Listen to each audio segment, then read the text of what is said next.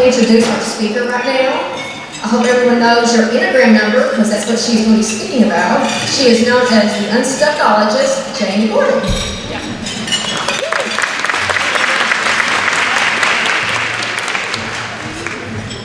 Well, I am so grateful to be in a room full of women supporting such an amazing, amazing organization.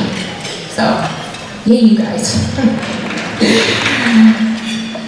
I am a transformational life coach, which means I get to help people get unstuck. Well, actually, I help teach people to get themselves unstuck for a living, which is actually hilarious because I was the poster child for stuck. I spent a decade in anxiety and depression. Like, there could be no more stuck of a person than me. In fact, when I was in college, I faked my internship because I was too nervous to go show up at a work that they know interns don't know what they're doing, right? Like, you expect them to be idiots, and yet I was so scared that I decided to play it safe. I like to say that I'm a recovering play it safe-aholic. Any of you out there recovering play it safers? No? Maybe you're playing safe currently? That's okay too. There's a saying, you cannot transform what you cannot see. You ever heard the saying, like, you gotta know yourself to grow yourself? It's ridiculously cheesy, but it's absolutely fundamentally true. We cannot transform what we cannot see. And so I'm going to give you a self-awareness cheat sheet today. Don't worry, anyone wants. This kind of cheating is okay.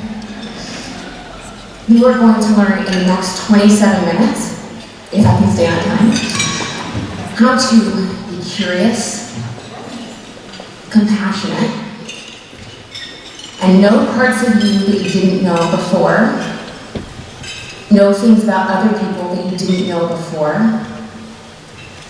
and more importantly, I'm going to invite you into loving the parts of you that feel the most tricky to love. When I was a senior in high school, just cut that away, I decided it would be so fun to take a group of friends down to the beach and watch the sunrise before school. So we all get up early. We make it down to the beach. It is pitch black. And we decide to climb up a lifeguard tower. So we're up there, backs against the lifeguard tower. We've got blankets, hot chocolate, and then we came prepared. We are congratulating ourselves, so humble, about how cool we were that we decided to get up before school and watch the sunrise. And so we're sitting there, backs up against the wall, staring over the black ocean, waiting for the sunrise to come. And we wait. And we wait. And the darn sun is not coming up over the ocean. But you know what is happening? It's getting brighter and brighter and brighter. I mean, we're sitting there being like, what is happening? Until I do this number. And I realized that we didn't know something that we didn't know. See, you guys are already smarter than I was as a senior. I grew up in California. Guess what? The sun does not rise over the ocean. I was looking in the wrong direction. Like, if I had just done this, it would have been amazing. But I didn't know what I didn't know. There are things in our lives that we so want to have happen. We want to be able to just relax on the couch and not feel like anything to do something. We want to feel confident. Maybe we're the opposite. We want to get off of the couch and go do the thing. We want to trust ourselves, but dang it, we just can't be consistent, right? We just hit that snooze button day after day. We want to say no, but yes just tumbles out of our mouth. What if the possibilities are in the things that we don't know that we don't know? What if that's where all the possibilities are? What if it's not elusive? What if we're just looking in the wrong freaking direction?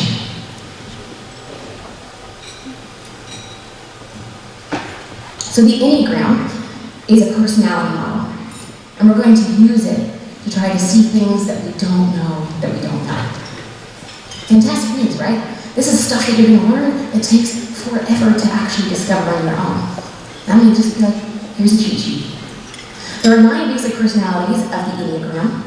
And the Enneagram is just a model like the Myers-Briggs or the DISC assessment. I'm sure you guys have heard of that. So whether you know like the Enneagram or not know the Enneagram, you're going to learn something new today. If you will use creativity, use curiosity, I'm going to invite you to go with compassion rather than condemnation. Because as we learn about the Enneagram, it's different than the other personality models in that it tells us things that are our strengths, and it also shows us our weakness. And that weakness is filled with things that we don't know that we don't know. And more importantly, the Enneagram actually gives you the origin of how you chose your personality type, your number. See, you were born fully you. And there were some things that you observed, and the way your brain looked at it, thought, wow, I really get attention and love, but I'm this way. Oh, it's so disappointing when I show this part of me. This part of me is absolutely not okay, it's wrong, I shouldn't be this way, no. And so, what started as little practice thoughts became your personality when you look through your eyeballs out into the world, and you don't know that there's actually something very significant that is taking the view that you have and making sense of it, and the way that you look at it is going to create some things that aren't even real, that feel so real to us. You ever wonder why, for some person, that doing all the things is easy for them. For other people, they can relax and feel perfectly content, and that feels hard to you. It's not because there's anything bad, broken, or wrong with any of us. It's just that we don't know some things that we don't know. So the first type is the type 1, the reformer. Also, you might have heard of it as the perfectionist. Now, this is somebody that heard when they were little that it wasn't okay to make mistakes. This could have been simply being praised, like, oh, you're such a good girl. Look at you, you're such a good girl. Or it could have been like, you got 100% on a test, you got praise, and when you got an A-, they're like, well, why did you miss those 2? We studied this, come on. Or it could have been, what is wrong with you? Or maybe when you were good things happened. And when you were, like all children, bad things happened. Now, what does this look like in the real world? How this shows up in adulthood. Let's say you go to the airport. I was just coaching at an event, and an attendee had to make an early flight. Enneagram type 1. She woke up at 4 a.m. so that she could shower, blow dry her hair, and put on clothes with a zipper to go to the airport. Because for her, that was the right thing. We always do our best effort.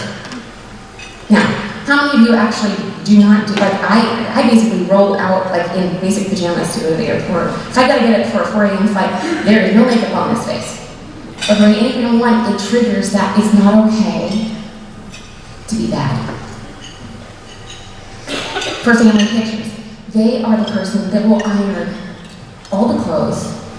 They'll maybe even step in front of the photographer if they don't think it's bad to, fix the necklace, comb the hair because they want it to be perfect. Their eye just sees the detail because the danger in not seeing the detail triggers the part of them that they pushed away long ago that is messy and creative and flexible and maybe a little bit stubborn and selfish and all the things that we deem as bad. And so she doesn't want to be with that part of her. So instead, her brain goes, how can I make this perfect? When they go to the hairdresser, first of all, how many Enneagram 1s do we have in the room? Anyone? Any brave souls? Okay, I'm just curious. Like, have you ever, or you might have seen this at the hairdresser, have you ever seen someone do this?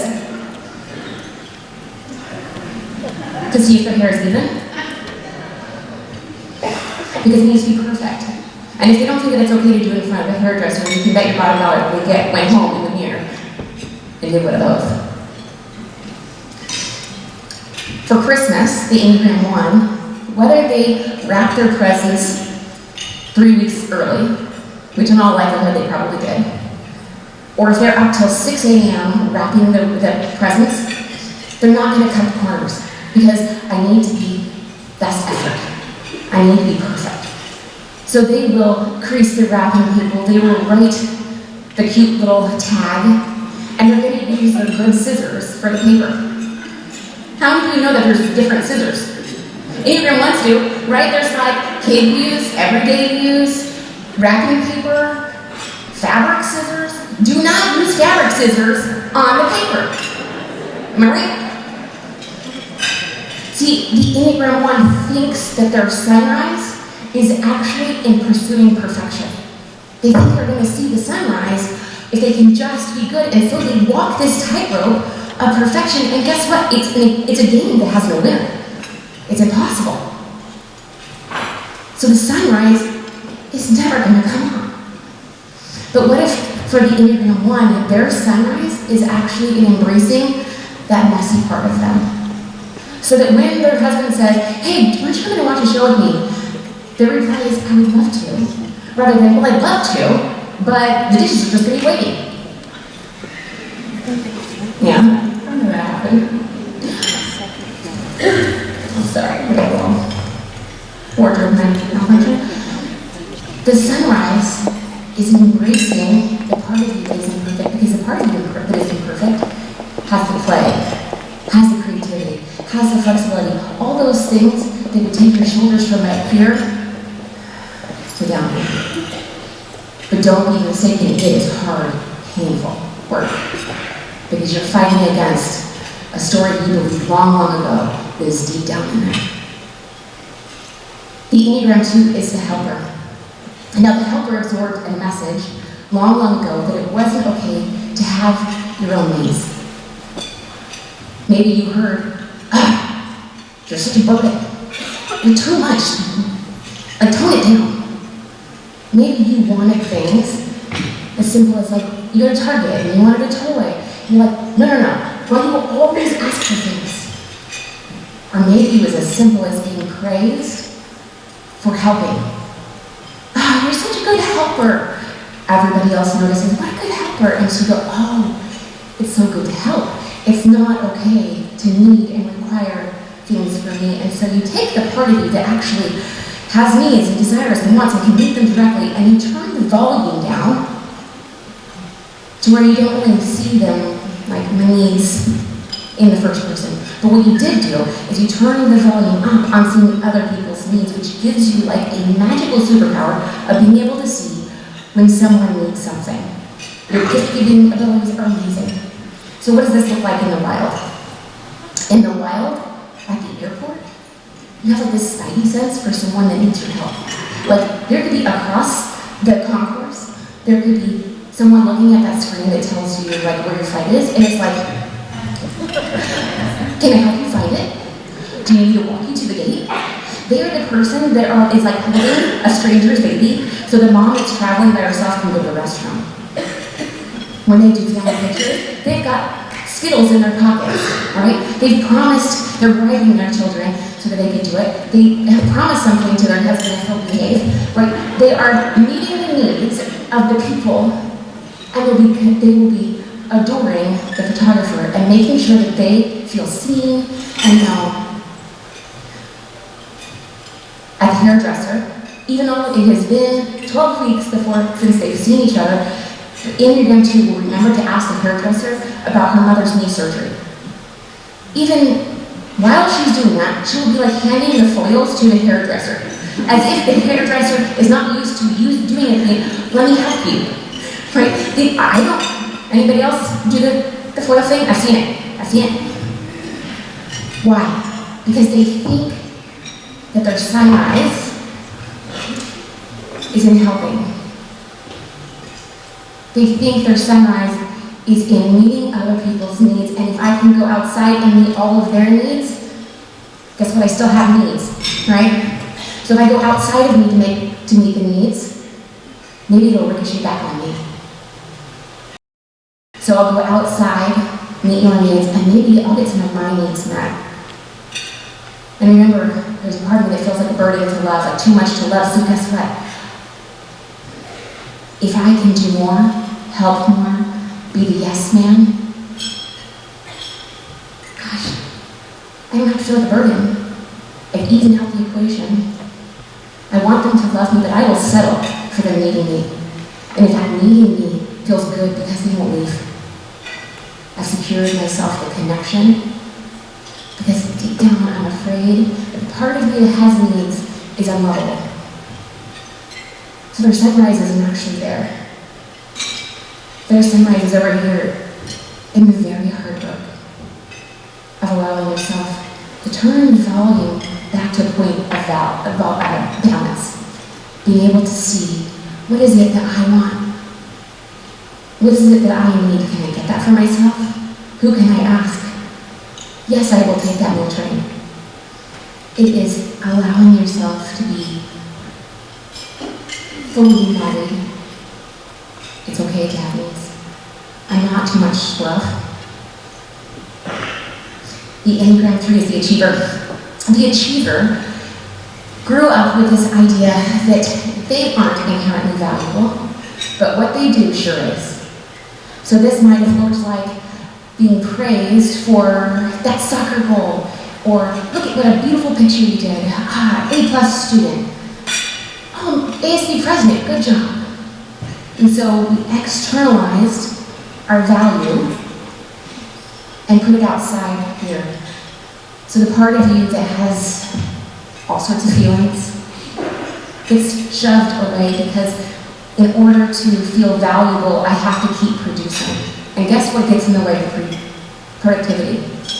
Darn feelings, right? And so they're needing to be multi-productivity ninjas. What does this look like in real life? Well, when they go to the airport, they don't like to just sit and do nothing. So they'll be getting their steps while listening to a Zoom and whitening their teeth. Because deep down in there, what I do is valuable. Not so much who I am, right? Wrestling with my worthiness when they get family pictures. They might pick out really cool outfits that all coordinate to the point where it matches the decor in their living room where they plan to put the pictures up on the wall. Because their value is external, or so they think. And part of that value is the image that they project.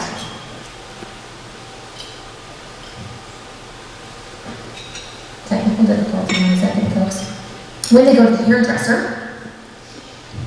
they have this wrestle between needing to do something and also needing the hairdresser to like them. So they might have a laptop.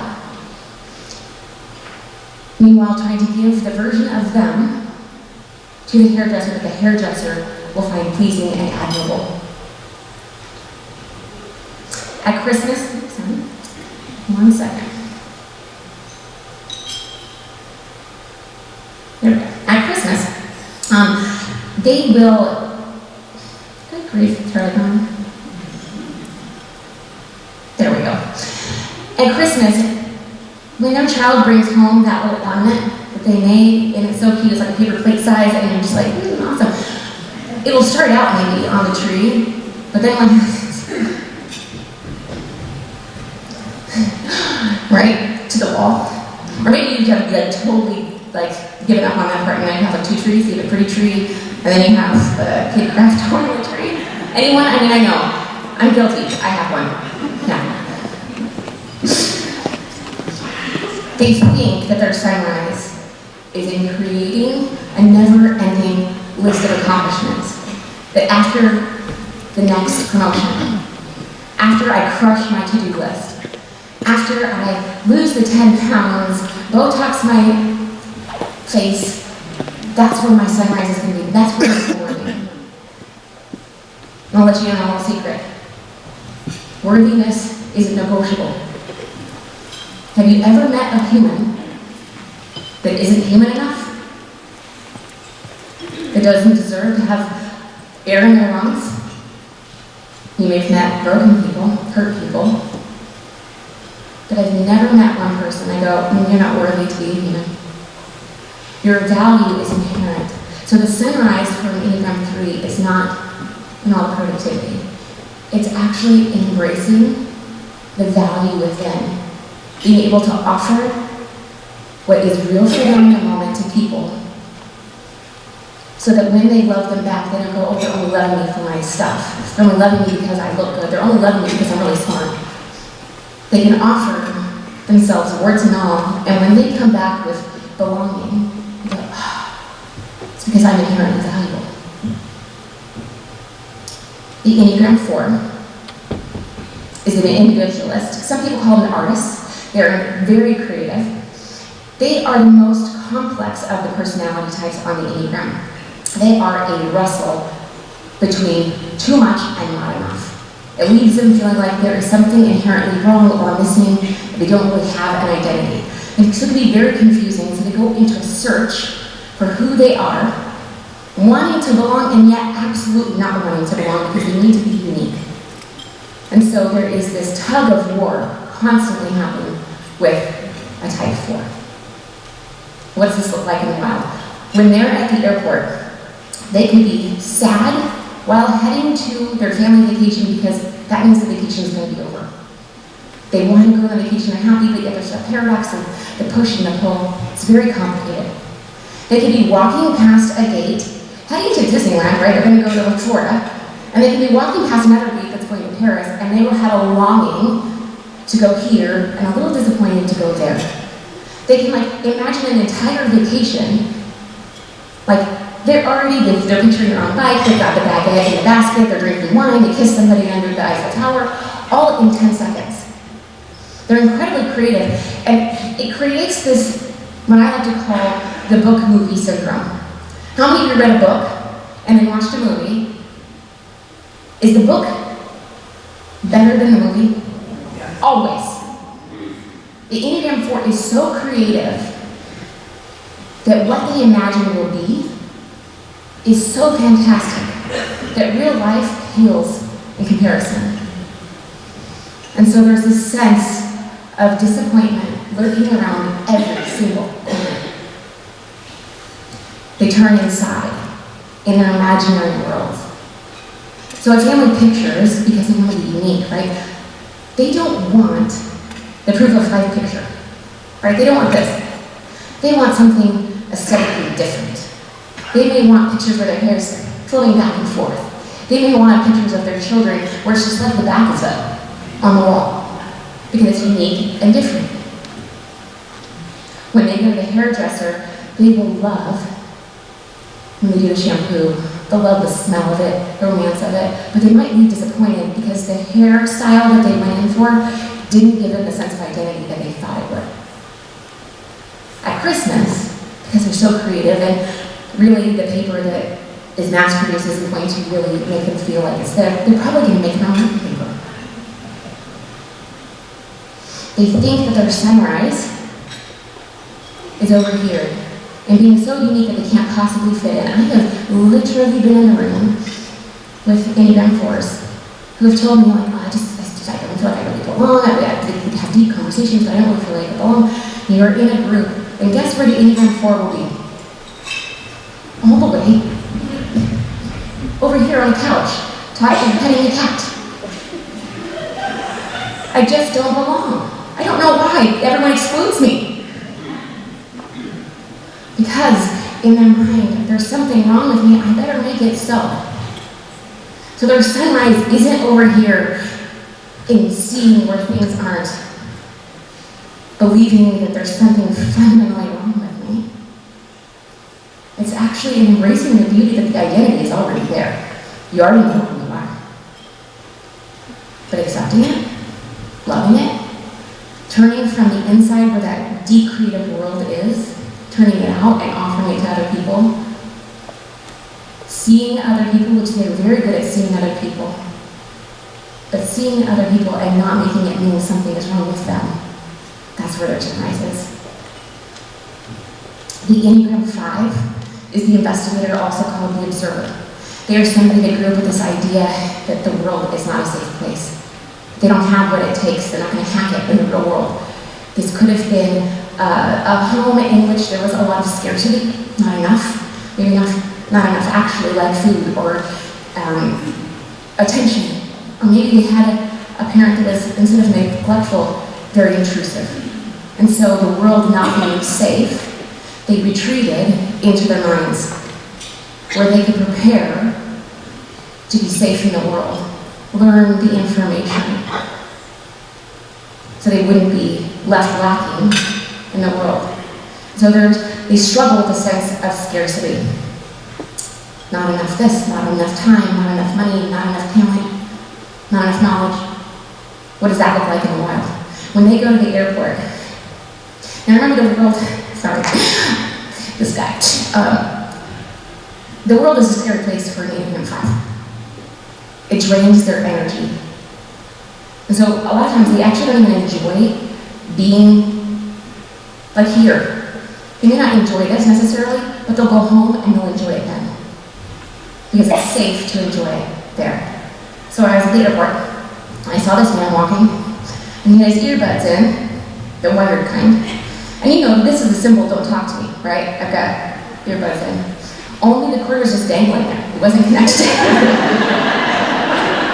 And I thought, that isn't an Enneagram 5 if I've ever seen one, because A, they're trying to conserve energy, which we all do, right? But B, they were wired.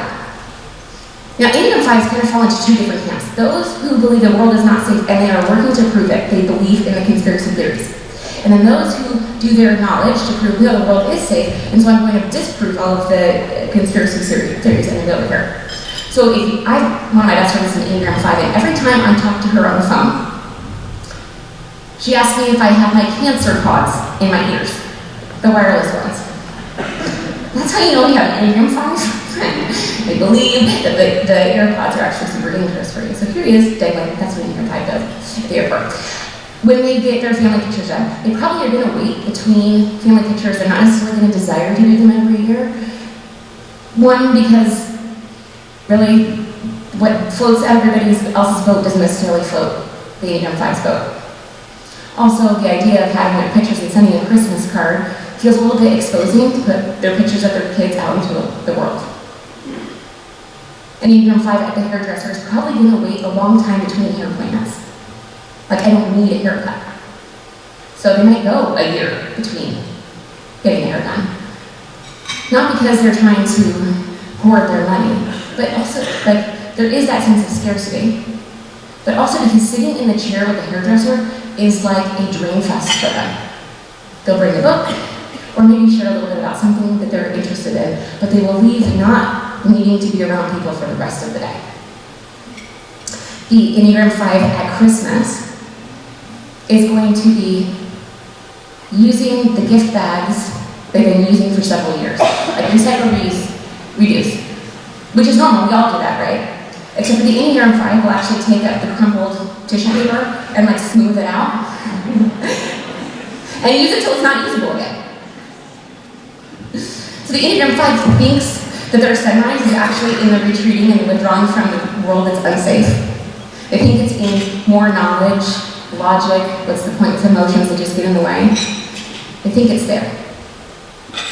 But actually for the Enneagram 5 is actually to wrestle with that sense of safety in the outside world, to be able to offer themselves, to challenge the sense of scarcity. It kind of has gotten woven into the fabric of their personality. The Enneagram 6 is the loyalist. The loyalist is, I love the sixes. They are probably the most number personality type of all the other ones, because think about how we raise our kids. Don't run next to the pool, you'll slip and crack your head. Oh my gosh, you almost got hit by a car. Don't touch that, that's hot. And so the Enneagram 6 discovers, like, oh, I can't trust me.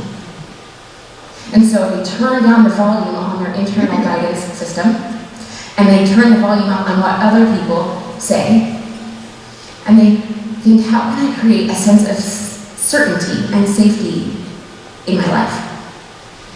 So at the airport, they are the person that is nervous that somehow they packed a knife in their carry-on and they're going to catch it at TSA. They are the person that when they get on the jet bridge and there's like, jet bridge plane, they're like, wait until there's enough space for them to be safely on the other side, so that if someone like moves the jet bridge, they're not going to like fall to their death.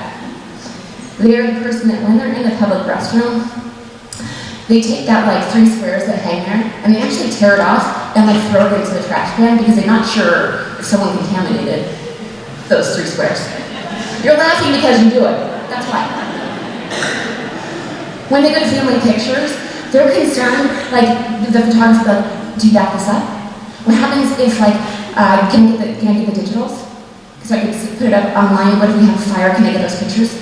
Because they want to know, they want to have plan A, B, C, and D.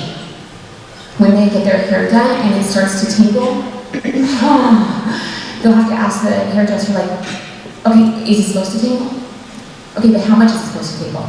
Because it tingles, but it's like on a scale of 1, because they feel like they can't trust themselves. On Christmas, when they're wrapping presents, they're going to at least unwrap and rewrap at least one present, because they're not quite sure if they put the Santa present in the Santa wrapping paper, or if they swapped it, and they're not quite sure, so they have to rewrap it. They think that their sunrise is in creating certainty, in trusting other people's voices to tell them what to do, to think about the problem and think about the problem and think about the problem so it will create safety. But in reality, their sunrise is actually learning to trust themselves, to see where they actually are trustworthy, where they can create a sense of safety that is actually within. The Enneagram 7 is the enthusiast. They are dirty bombs. They are charismatic, but when they were children, they had this sense that basically nobody's coming. I don't like being in this pain, and so they created this really great strategy. Every time they feel a little bit blue, upset, disappointed, they don't think I need to go to somebody else to make me feel good. They actually just go like, new idea, new fun thing. Experience more is more. What does this look like in real life? They kind of are like in 2 camps. One that packs everything down the kitchen sink because they don't want to be without the stuff. Or they're the person who forgets everything and has to buy the makeup at the kiosk in the mall, or in the airport. When they go to the hairdresser, they might decide very last minute to get their hair cut. They may have to run out to the car to get their credit card because they forgot, they think they left it in the car because they can't use Apple Pay because their phone is not charged. True story? At Christmas, they might wait until 10 o'clock at night to start wrapping their presents, only to discover that they don't have enough wrapping paper, and so they have to do one of those numbers where you wrap 3/4 of the present and then put the part that's not wrapped on the ground.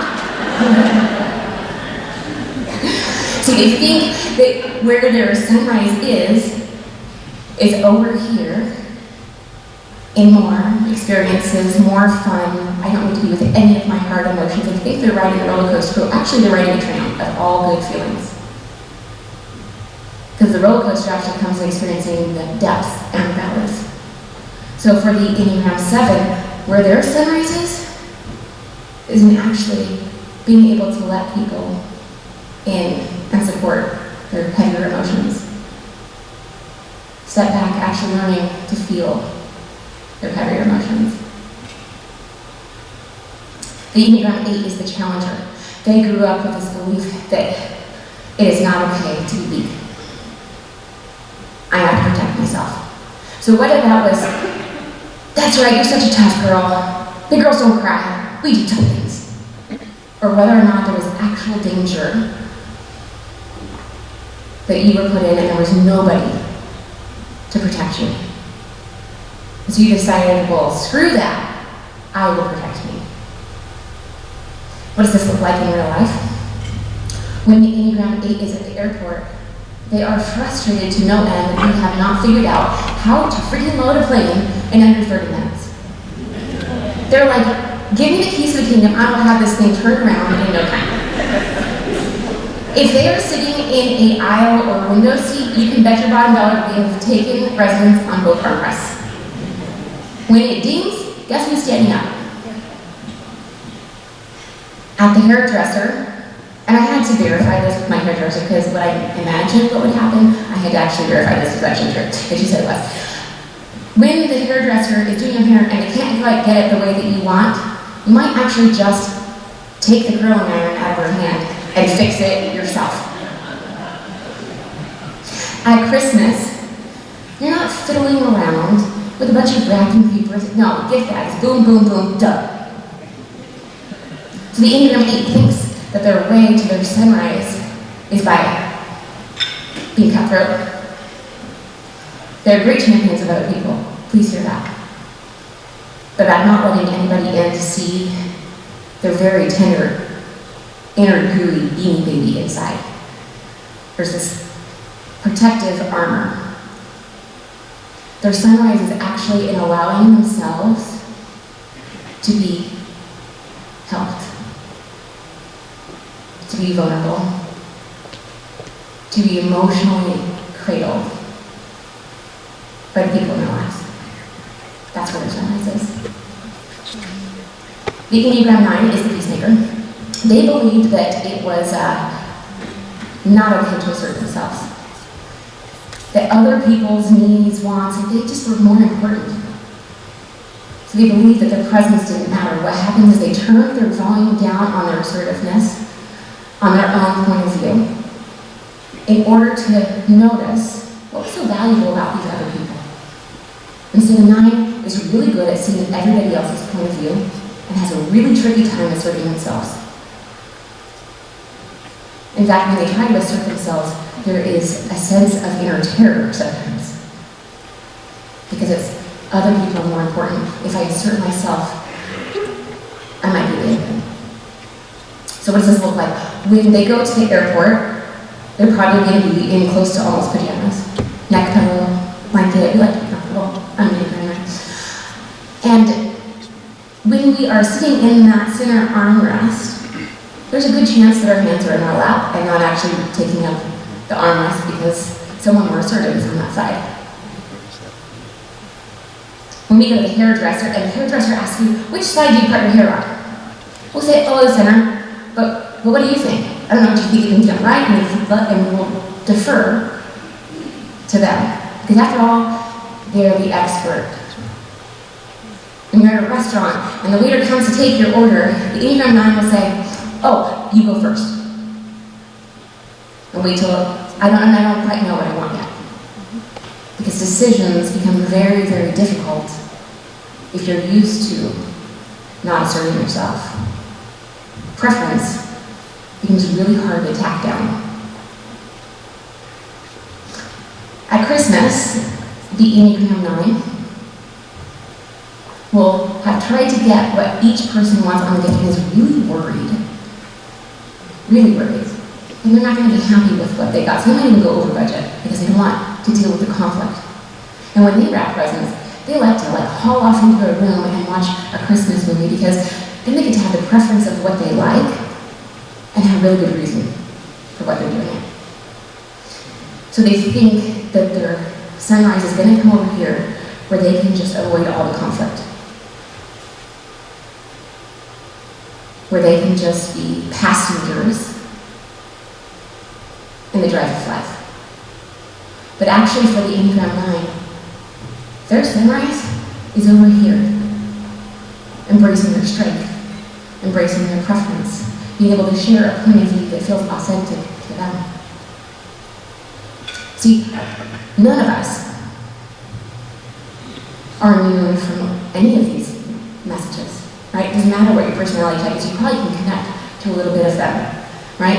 And these little things that are happening stir up these emotions and bring us to make choices that sometimes work out great and sometimes don't. But if we keep looking over here where we think the sunrise is, we're never going to see it. William Shakespeare says that the prison that's most secure is the one that you don't know that you're in. I share about the Enneagram not because it's like gospel. It's It's because it shows you the box that you're in so you can break out. It's not about being the personality type and owning it. It's about being the personality type and being curious and compassionate and learning to love the parts of you that feel the trickiest to love. Thank you so much for the time that you guys have shared with me. This is like beyond words. Thank you so much.